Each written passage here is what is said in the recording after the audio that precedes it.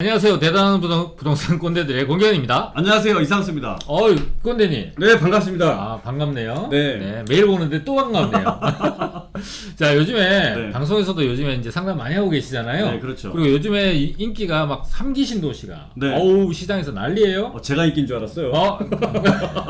그럴 리가. 아, 네. 그렇죠? 3기 신도시가 지금 네. 폭발적으로 청년 경쟁률이 엄청난데요. 뭐 인천 계양 같은 경우가 381대 1 나왔죠. 그러니까 역대급인 것 같아요. 네, 맞습니다. 그만큼 상기 신도시뿐만 아니라 내 집 마련을 원하시는 분들이 굉장히 많다는 거예요. 네. 근데 이게 상기 신도시가 특징이 네. 전체 물량들 요번에 이제 1차분도 나온 것도 이제 소량이지만 전체 3기 신도시 물량 나오는 것 중에 전체가 한 85%가 특공이잖아요. 맞아요. 뭐 신혼부부라든지 특별한 요건들을 갖추고 있는 분들에 한해서만 청약이 가능하고, 그렇죠. 일반 청약이 물량이 너무 작다 보니까 보통 40대, 50대 뭐 네네. 이런 분들 굉장히 그렇죠. 청약하기 힘들죠. 아예 이제 그런 그 가점제가 가점이 되지 않은 분들은 네. 아예 가망이 없다고 이제 지레 포기하시는 분들이 많아요. 맞습니다. 근데 그런 분들 중에서 요즘에 질문 사항이 네. 그러면 이제 청약 3기 신도시 청약은 포기하고 네. 내 집 마련하는 거에 대해서 궁금한 점 또는 어떻게 하는지가 이제 방법에 대해서 질문하시는 분이 되게 많거든요. 네, 저도 많이 받고 있는 것 그렇죠. 같아요. 요번에 이제 방송에서 제가 이제 한 방송에서 네. 이 3기 신도시 청약 가망은 없고 이분도 이제 그런 케이스가 되는 거죠. 네. 차라리 3기 신도시 주변에 있는 아파트를 실거주 목적으로 매수하는 게 괜찮냐라는 이런 질문을 이제 했어요. 네. 그래서 제가 이제 답변을 드렸거든요. 네. 근데 우리 이꼰대님께서 네. 뭐 그 질문이나 답변에 대해서 궁금한 점이 있으시다면서요? 네. 궁금해서 저도 여쭤보려고 좀 모셔봤습니다. 아, 그래요? 네. 그럼 이제 영상을 보고 우리 얘기를 나눠보도록 하겠습니다. 보시죠. 이제 그 하남 시청역이 생기는 3호선역이 생기는 곳이잖아요. 예, 맞습니다. 이 3호선이 생긴다라는 거는 굉장히 큰 호재이기 때문에 예, 만약에 이 3호선 역세권에 있는 아파트를 사놓게 되면은 그게 20평대든 30평대든 향후에 가치 상승이 굉장히 거의 확실하게 담보가 돼 있다고 볼 수가 있는데, 네. 지금 이제 밑에 경부고속도로, 중부고속도로에 인접해 있는 현대 아파트는 역하고의 거리가 상당히 멀어요. 그러니까 비역세권이라고 볼 수 있는 거잖아요. 예, 예. 그래서 비슷한 가격으로 30평대를 살 수 있고 역세권에 있는 아파트는 한 23평 정도를 살 수 있어요. 내가 20평대지만 방이 3개 정도 있는 아파트를 거주하고 미래 가치가 있는 부동산을 사야 나중에 8년 뒤가 됐든 5년 뒤가 됐든 10년 뒤가 됐든 내가 이걸 매도하고 갈아탈 때 갈아탈 수 있어요. 이 현대 아파트보다 상급지 같은 경우도 오르고, 네. 지금 현재 이 현대 아파트도 최근에 가격이 올랐거든요. 근데 네. 상급지가 더 많이 오른단 말이에요. 그래서 그때 갈아탈 수 있는 금액, 조금만 보태면 갈아탈 수 있던 금액인데 지금은 훨씬 더 많은 돈을 투자해야만 갈아탈 수 있는 상황으로 바뀌어서 갈아탈 수 없게 되는 거거든요. 이걸 양극화라 그래요. 예, 예. 지금 이제 아래쪽에 있는 32평 아파트가 한 7억 정도 하죠.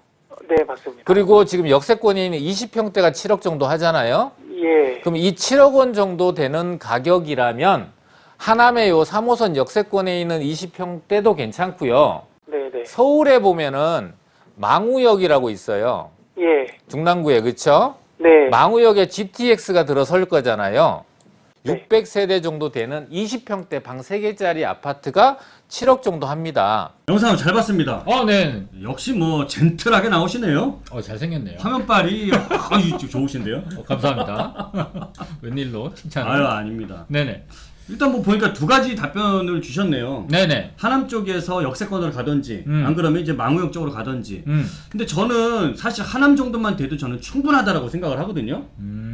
제가 왜 그렇게 생각하는지 제가 지도 보면서 좀 설명을 해드릴게요. 네. 네. 자, 제가 하남 정도에 지금 뭐 괜찮다고 지금 말씀드린 이유가 네. 일단은 금액에 있어요. 금액. 지금 이거 32평이잖아요. 네네. 이게 지금 현재 7억 정도 하는 거였죠. 그렇죠. 가격이 현재 경기도권에서도요. 이게 6억대, 7억대 이렇게 굉장히 좀 가격이 좀 저렴한 편에 속하는 가격대가 6, 7억대거든요. 근데 이 정도 되는 금액대가 현재 작년만 하더라도 10채 중에 한 7채 정도, 그러니까 70% 정도는 6, 7억대가 있었어요. 근데 올해 넘어오면서 경기도에서도 이제 한 30%밖에 안 남았단 말이죠. 그 정도로 가격이 굉장히 높게 상승을 하고 있어요. 네. 그러면 지금 가장 인기 있는 금액대에 또 인기 있는 평형대란 말이죠. 오. 그럼 이 정도만 하더라도 저는 향후에 가격들이 더 상승할 수 있다라고 판단이 되고요. 네. 그 다음에 지금 여기 하남에 덕풍동이라고 하면은 구시가지거든요. 네네. 구시가지인데 이 옆에 이제 하남 미사강변이 먼저 들어오게 되면서 신규 아파트들 가격들이 견인을 많이 해줬어요. 그렇죠. 그러다 보니까 구시가지가 가격도 상승을 하게 됐고 이 신도시 때문에 또 여기 5호선까지도 연장을 하게 됐잖아요. 그러면서 5호선에 이제 역세권이 또 생기게 됐고 네. 그러면서 이제 향후에는 아래쪽에 교산 신도시라는 게 또 앞으로 들어올 거 아닙니까? 네네. 그럼 교산 신도시 역시도 신규 아파트에 또 가격들이 앞으로 향후에는 많이 상승할 수 있는 지역이고 네. 또 특히나 여기는 5호선과 달리 여기 앞으로 3호선이 이렇게 연장이 돼서 들어오는 곳이거든요. 네. 근데 3호선이라고 한다면 강남까지 다이렉트로 가잖아요. 네, 그렇죠. 그럼 강남까지 다이렉트로 간다라는 좋은 노선을 갖추고 있기 때문에 저는 미사강변보다도 가격이 좀 더 오를 수 있다라고 또 판단도 됩니다. 아, 네. 그러면은 이제 여기 구시가지 같은 경우도 가격이 또 한 차례 견인이 될 수 있고 3호선, 그다음에 5호선, 더블 역세권 이렇게 갖추게 되는 지역이면은 저는 이 정도 금액대면은 충분히 상승 여력이 있으면서 호재까지도 받을 수 있기 때문에 굳이 뭐 망우까지 가지 않더라도 저는 하남 정도면 뭐 지금 좋다라고 생각이 되는데요. 아, 그래요? 네. 좋은 생각인 것 같아요. 저도 네. 답변을 두 가지 답변을 드렸던 게 하남에 있는 역세권 20평대도 좋고 네. 그다음에 그 같은 가격이면 인석을 할 수 있기 때문에 망우 역세권에 GTX 호재도 있는 데를 네. 중형 규모 600세대가 넘는 단지도 할 수 있다라고 네. 얘기를 한 거지. 망우가 좋고 뭐 하남이 나쁘고 하남이 더 좋고 망우가 나쁘고 이런 얘기를 한 건 아니거든요. 근데 그렇죠. 예. 우리 이권대님이 하남으로도 충분하다라고 얘기를 하니까 네. 저는 이제 반론을 하는 측면에서 네. 망우의 장점과 네. 하남보다 좋은 장점 이런 네. 걸로 비교를 해보면은 네.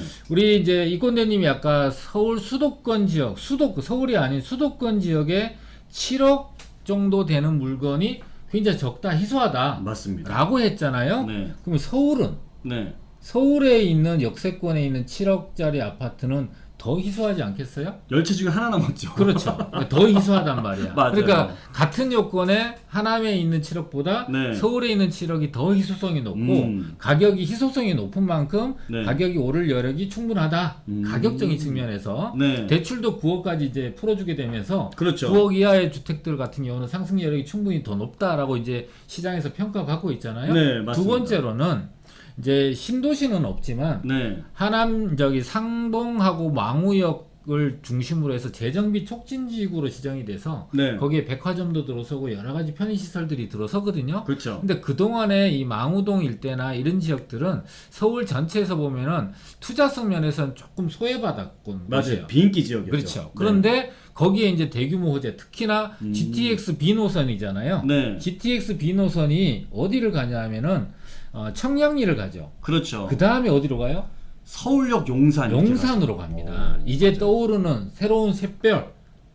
샛별. 지는 별이 아니라 이제 반짝반짝. 그쪽으로 특히나 용산에 대규모 업무지구가 조성이 되니까 네. 이 GTX를 타고 꼭 강남을 가야만 되느냐? 그건 아니라는 거지. 그래서 맞아요. 청량리와 용산을 굉장히 빠른 시간 안에 한두 정거장, 두세 정거장 안에 네. 갈 수 있는 지역으로 변하게 되는 지역이니까 네. 지금까지의 입지적 위상보다는 훨씬 더 좋은 입지적 위상을 가지게 될 것이다. 사실 뭐 GTX ABC D까지 해서 뭐 그게 ABCD는 의미가 없는 것 같아요. 그렇죠. GTX 이것만 붙으면 그냥 집값 상승. 그렇죠. 급속도로. 그러니까 그만큼 이 GTX가 시장에 미치는 영향이 크다라는 걸 반증하는 거잖아요. 네, 맞아요. 게다가 여기에 이제 그 망우역에 23평 아파트가 노후 아파트거든요. 네. 근데 이게 리모델링이 되면은 네. 30평대를 받게 되잖아요. 네. 그러면은 아파트 자체의 개발, 그다음에 교통 여건의 개발, 네. 또 지역적으로 재정비 촉진지구나 여러 가지 주거 인프라에 대한 개발. 네. 거기다가 우리 이권대님이 최근에 영상 올린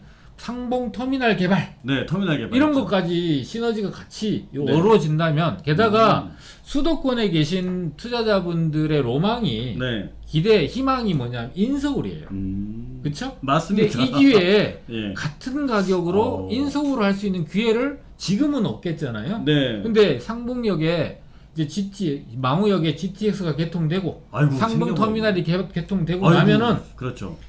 인서울 하기가 쉬워질까요? 어려워질까요? 지금은 1억만 있어도 갈아타기 할 수 있는데 아, 같은 가격에 탄다니까. 그렇죠. 지금은 돈 안 들어가면서 취득세하고 뭐 이사비만 들여도 되는데 앞으로는 3, 4억이 더 있어야 갈아탈 수 있는 상황이 그렇죠. 될 거 그럼 아니에요. 지금 이분 같은 경우는 선택의 기로예요. 네. 아까 얘기했듯이 비역세권을 사는 건 우리가 둘 다 반대를 했으니까. 맞아요. 이제 하남 시청역 역세권이냐 네. 아니면 인서울에서 망우 역세권이냐 같은 7억이라는 돈을 갖고 산다면 네. 어디를 선택하는 게 우리 시청자분들이 더 좋아하실 것이냐, 이거는 옳고 그름의 문제는 아닌 것 같아요. 여기가 맞아요. 더 좋고 저기가 더 나쁘고 이게 문제가 아니라, 이건 생활 기반이라든지 주거 인프라라든지 직주 접근성이라든지 여러 가지를 고려해야 되기 때문에 투자성 면에서는 저는 이제 망우역을 조금 더 높게 보는 거고, 우리 이꼬대님은 하남시청역 3호선이 연결되는 것만으로 충분한 가치가 있다라고 보는 거잖아요. 네. 그래서 옳고 그름이 문제는 아니고, 이것도 전화를 주신 시청자분 같은 경우도